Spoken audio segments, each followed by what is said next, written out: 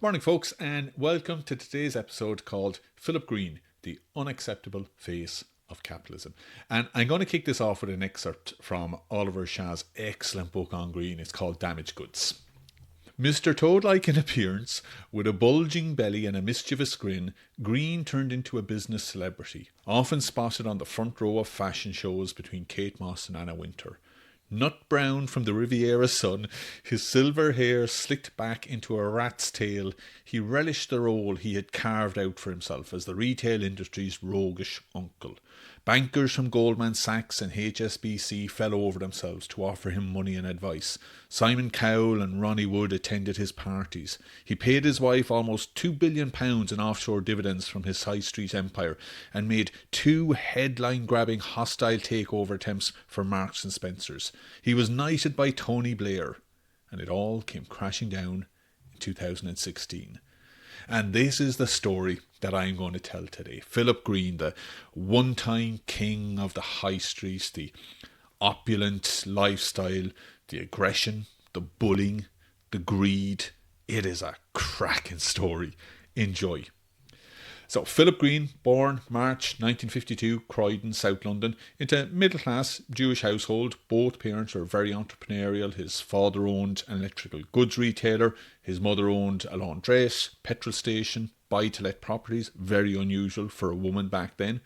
Tragically, his father died when he was just 49 in 1964. Green himself was only 12 at the time.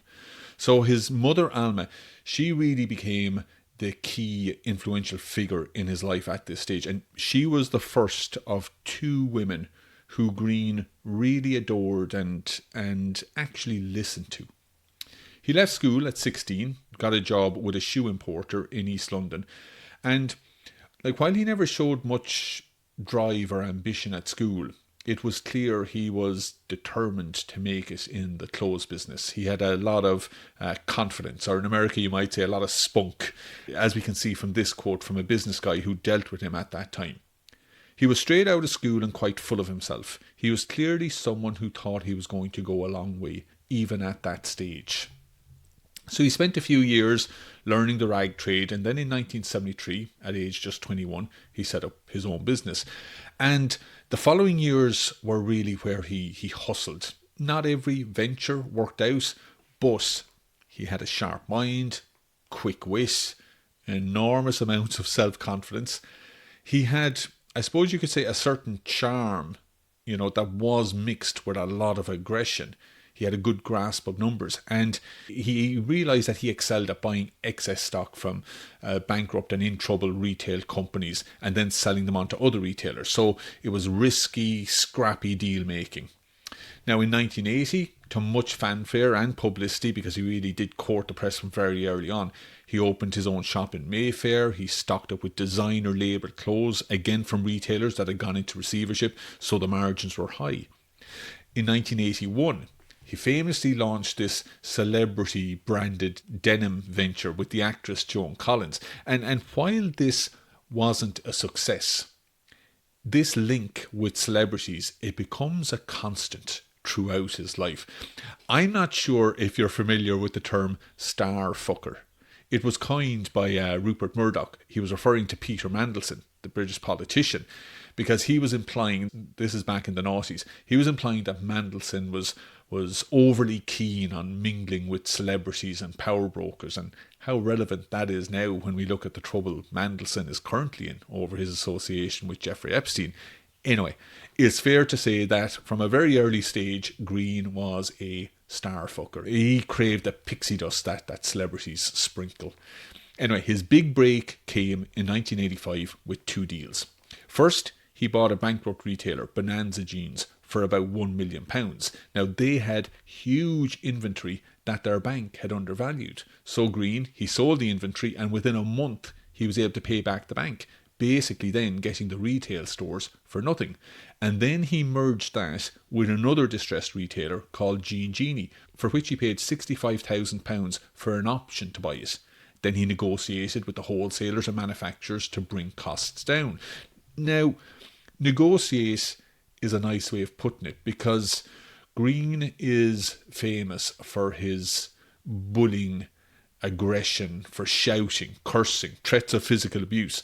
This is a style he picked up from associating with known gangsters, one in particular being Anthony Tony Schneider. He was a West End London loan shark who apparently punched Green and knocked him down after they fell out. Anyway, Green turned the business round and then sold it to the jeans company Lee Cooper for somewhere between 3 million to 7 million pounds. It's hard to get a definitive figure on this. So this was 1986.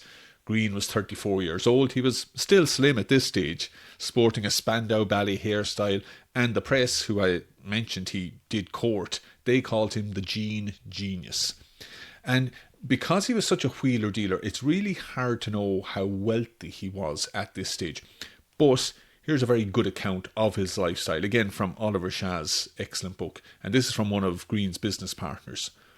After a brutal 12-hour day, he would be chauffeur-driven to the Ritz Casino in his Bentley. We'd have dinner there and he would gamble on the tables. He had power and all the girls would be impressed. There'd be loads of champagne, caviar, food, whatever he wanted. When he won loads. When he lost loads. He'd thump the table and everybody would be watching. Then in 1988, he invested most of his Lee Cooper money and millions more that he raised from friends and business associates into Amber Day. This was another struggling retail company. Crucially though, it was a public company and he became CEO. Now Green, he isn't what you'd think of when you think of the CEO of a public company. But by moving manufacturing to Hong Kong for cheaper supplies, combined with his instinctive retail knowledge, the company's profits go from £3 million to £10 million.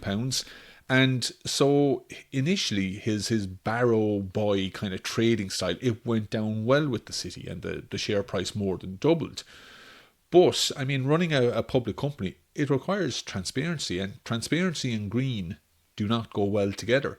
He went through 5 different firms of stockbrokers over 4 years, so that made the city kind of uneasy. And then in the early 90s, there's a recession in the UK and sales crashed. The company missed an earnings forecast. The stock plummeted.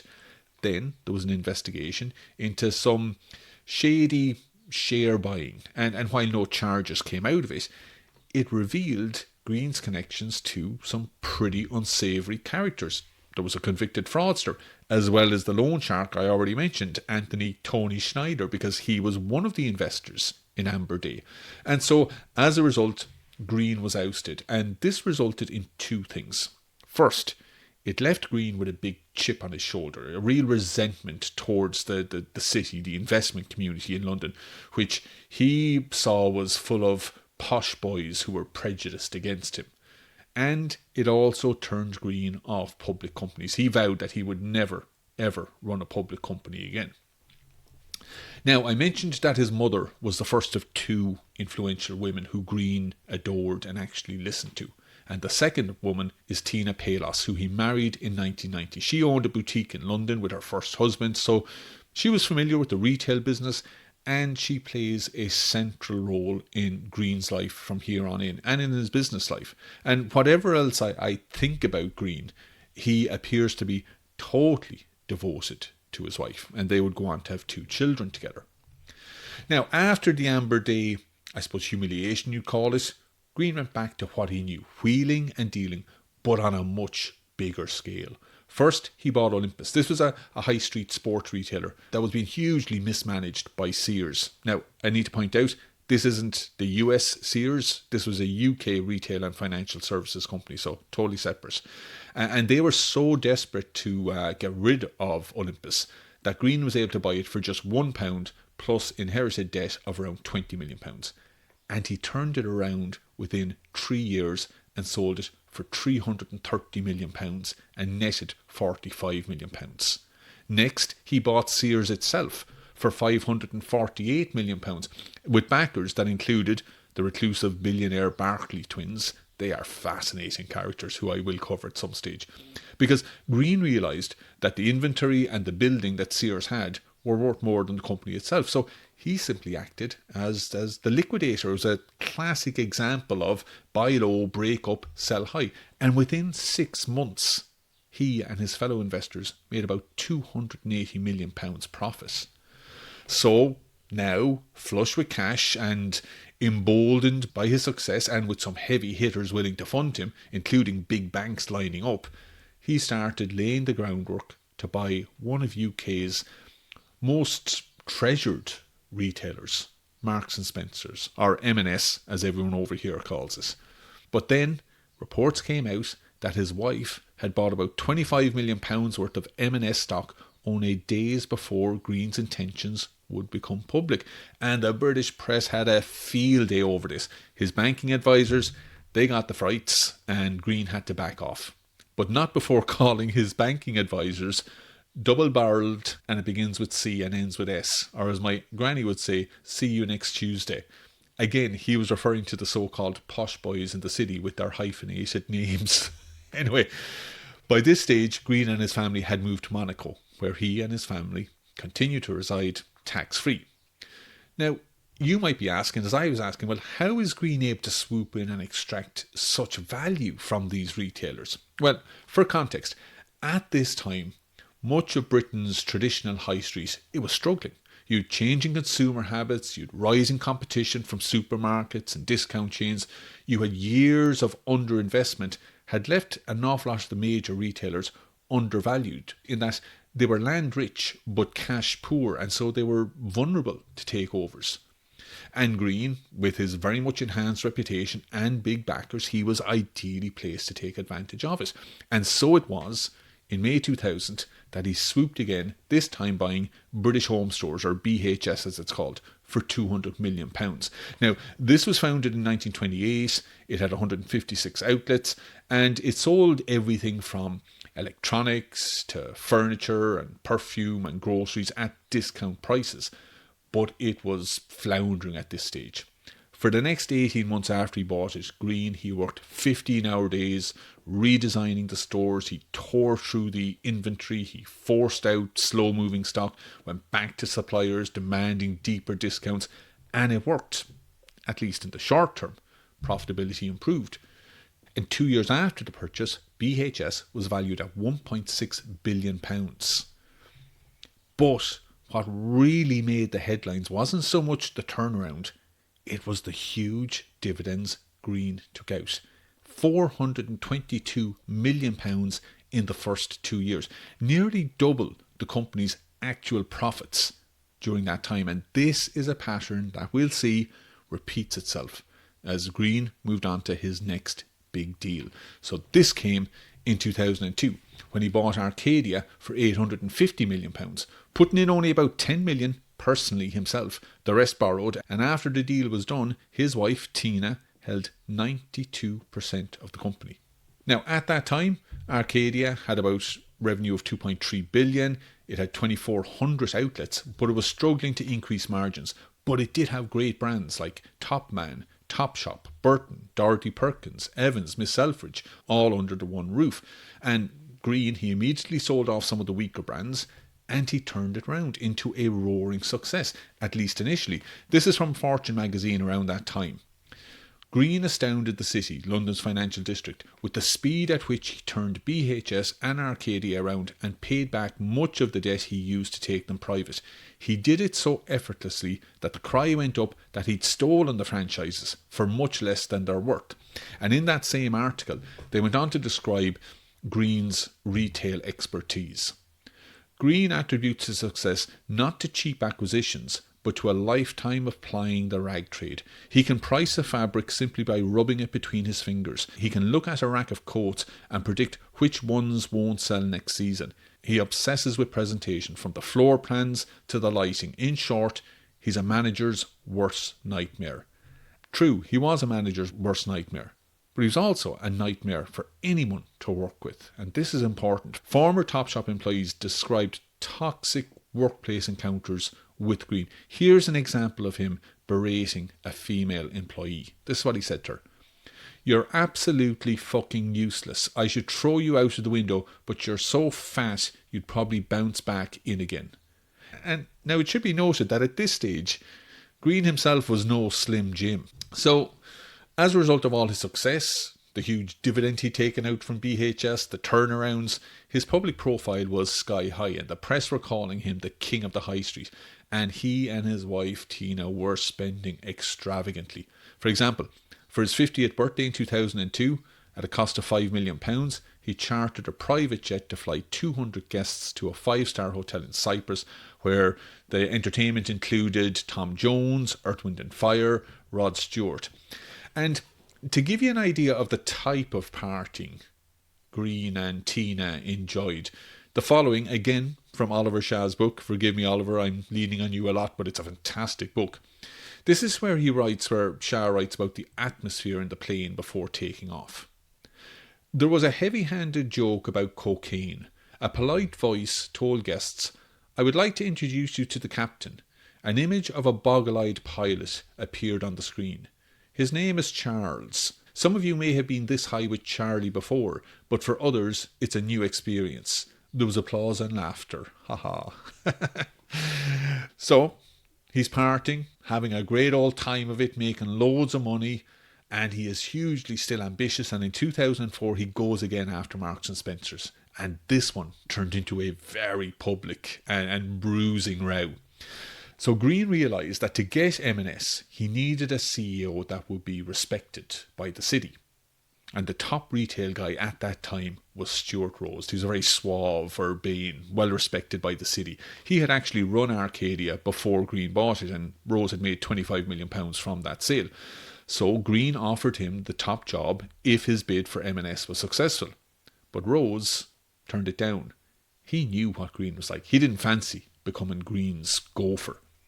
Then the M&S board moved really fast. They sacked their CEO and brought in Rose as the CEO. So literally overnight, Rose went from being Green's potential ally and potential CEO into more or less his primary obstacle for taking over M&S. And this began what the press called a dirty war. There were allegations that Rose's phone records and bank statements had been intercepted. Green's advisors at Goldman Sachs, they were accused of running a smear operation. Now, Green's camp fired back. They accused M&S of encouraging Rose to mislead Green during their initial meetings. Finally, in July 2004, M&S rejected Green's offer of £9.1 billion, and Green was furious. And then there was this famous public bust-up with Stuart Rose. One British newspaper ran with the headline, "M&S fight turns into a punch-up." So the story goes that Green was in his limo and spotted Rose going into the M&S headquarters. I mean, it sounds to me like Green was lying in wait for Rose. And this is from a newspaper that reported on it. Green is said to have grabbed Rose by the lapels and yelled, "Oi, I want a word with you." Green, famous for his volcanic temper, then reportedly said, "I thought you wanted to be rich. You could have made £250 million with me." Rose replied, "I didn't want the money. I just wanted the M&S job." Excuse the accent. The newspaper goes on. Worried staff who witnessed the row were ready to call security, but then the two men suddenly realised they were on the edge of a serious flare-up and started laughing. They parted in good humour. Brilliant. I love it. Anyway, I wouldn't feel too bad for Green, because in October 2005, Arcadia paid a dividend of £1.2 billion to Tina Green in Monaco. So, tax-free, the largest single payout in British corporate history. And to fund it, Arcadia borrowed £1 billion in senior bank debt. So that dividend was more than 4 times Arcadia's pre-tax profit that year. The company, it was basically borrowing money and passing it directly to its owners. It made huge headlines. Critics were rightly saying that Green was loading Arcadia with debt, and as a result it would struggle if retail conditions turned against it. They were right, though it would take another decade for that all to come out. But for now, and we're in 2006, things were looking very rosy for Green. That year he was knighted, becoming Sir Philip Green, a recognition really that Topshop, under his ownership, it really had become this genuinely significant cultural force. It was a huge story. Now, central to that status, of course, was his and his wife Tina's understanding that blending celebrity with business, it was a powerful way of not only burnishing their credentials, but also helping their business. And Green associated himself with a who's who of big names of the noughties. In 2005, for example, Beyonce performed at his son's bar mitzvah. The total cost of the bar mitzvah was £4 million. But no celebrity relationship defined this era more than his partnership with the model Kate Moss.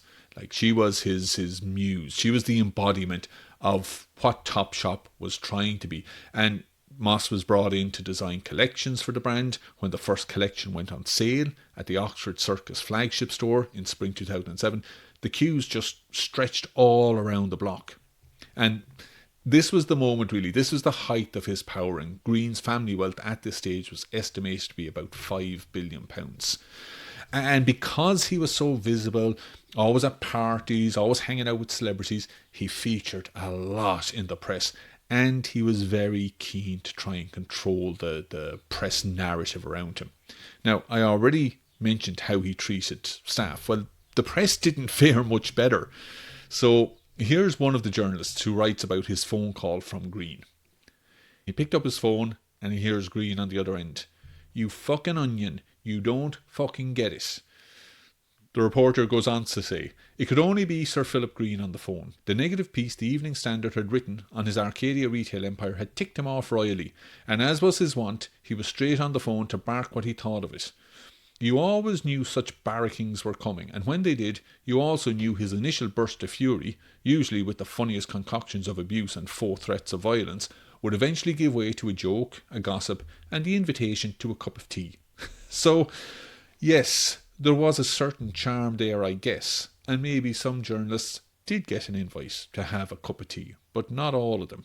And I know his staff never got invited to a cup of tea and never saw the funny side of his behaviour. And I really think it's important to call him out on this. I already mentioned the way he treated staff. These weren't just one-offs, one or two occasions. This happened all the time. Here's a quote from a manager. "You don't want to sit in meetings with young buyers, some of whom are inexperienced, and see them demolished and sworn at. You would see young women particularly reduced to tears. Philip would often have a meeting before he flew off in his jet to Monaco, and he would pick on one person and just batter them."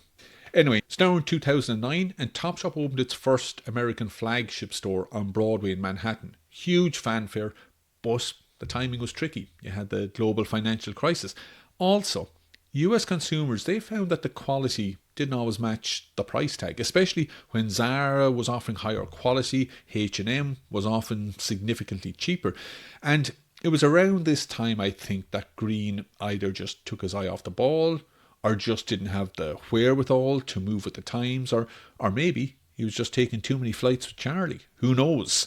The criticism is that he became more out of touch with the high street trends. He never really bought into online shopping. I mean, that is such a mistake.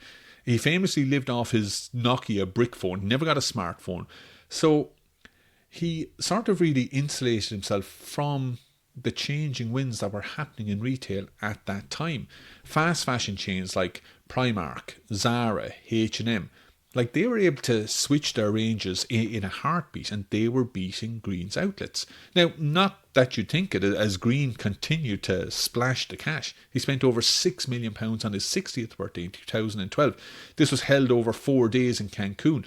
The guests included Naomi Campbell, Leonardo DiCaprio, Gwyneth Paltrow, and then for entertainment he had Robbie Williams, Stevie Wonder, CeeLo Green. The Beach Boys sang at an outdoor barbecue. But by 2015, the wheels were coming off. BHS reported a pre-tax loss of £21 million, and this wasn't a once-off. The company had been hemorrhaging money for years, and crucially, it had a pension deficit of £571 million, almost exactly equal to the £586 million in dividends that Green had taken out of the business over the years. And on top of that, the company owed a further £250 million in debt, so Green needed out. And in his desperation to get out, he made a decision that really would define, and rightly define, his legacy, because he sold BHS for £1 to a guy called Dominic Chappell, a guy who was bankrupted 3 times and had zero retail experience. And just 13 months later, BHS collapsed. 11,000 jobs gone. And in those 13 months while he owned it, Chappell had taken £17 million out of the business, including a £1.5 million loan used to pay off the mortgage on his parents' house. Now, he was subsequently jailed in 2020 for 6 years for tax evasion. But the £1 sale, it hadn't been a genuine rescue attempt at all. This was Green just offloading a liability and not giving a damn about the business, the employees and their pensions. And just as BHS went bust, the press found out that at that very moment that Lady Green had spent £38 million on luxury homes. So the public outcry was enormous. Politicians came for him, and in June 2016, Green was summoned before a joint parliamentary committee for a session that lasted over 6 hours, and it didn't go well. At one point, and you really got to Google this and see it on YouTube, Green turned to one of the MPs and said, "Stop staring at me. It's making me uncomfortable." I mean, that line became more or less the media shorthand for the whole story. You have this billionaire in Parliament telling an elected representative to look away. Nothing to see here. Now, on the pension deficit, he did offer a kind of confession. And this is a quote from him. "It's my fault. The answer is it wasn't dealt with. We're here and we have to find a solution. It's not my style to blame anyone." Close quotes. Because he then went on to blame everyone else. And this is from a man who, by his own admission, he was such a micromanager that when he took over BHS, he claimed to have saved £600,000 simply by ordering new coat hangers. So it just wasn't credible, and he was branded the unacceptable face of capitalism. And it didn't help that in the middle of all this, he then took delivery of a £100 million super yacht called Lionheart. I mean, as one prominent businessman said, quote, "It's really the character of Philip Green that makes it so completely interesting. He is the most vain man and pugnacious, and it's just interesting to find him on the ropes for a bit. If you're consistently flashy, consistently rude, and very rich, you can't then be surprised if nobody likes you."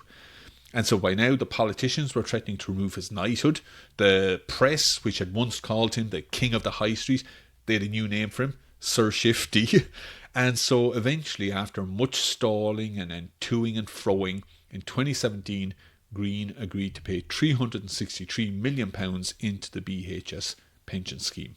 But then a second crisis arrived. In July 2018, the Daily Telegraph published an investigation that alleged that several members of staff had been paid significant settlements and had signed NDAs to prevent them speaking publicly about allegations of sexual harassment and racial abuse. Now, Green denied everything, and because the NDAs held, nothing could be proven. I mean, at least not legally, but the damage to his reputation, that was very real. And his business reputation continued to take a hammering because Arcadia was now failing. Green had starved the business of investment, we already mentioned that, but especially investment into digital and online. And it showed, like by 2018, the company had losses of 177 million, and it was also sitting on a huge pension deficit. Then came COVID, Arcadia stores closed overnight, and unlike its rivals, ASOS, Boohoo and others, which all had strong online presences, Arcadia had nothing really to fall back on.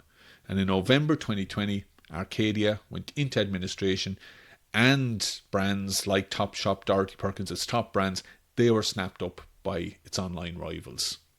So Green now lives aboard his £100 million super yacht, and yeah, he still has money, although his fortune is now put at just £1 billion.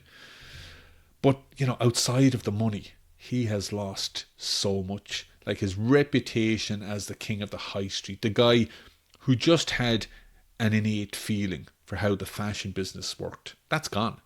And on top of this, he's rightly viewed, I think, as a greedy bully. And that is not a good legacy. But I gotta say, I always try and see both sides. But for Green, I have very little sympathy for bosses who get off on reducing employees to tears. So you reap what you sow, a bit of karma. and it makes for a fascinating story.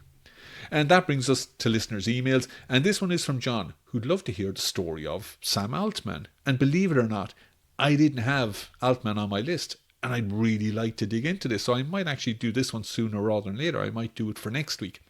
Anyway, thanks so much for listening, John, and for the recommendation. And remember, if you have any comments, any corrections, or any story that you'd like me to cover, email me at info@gbspod.com. All the best, folks.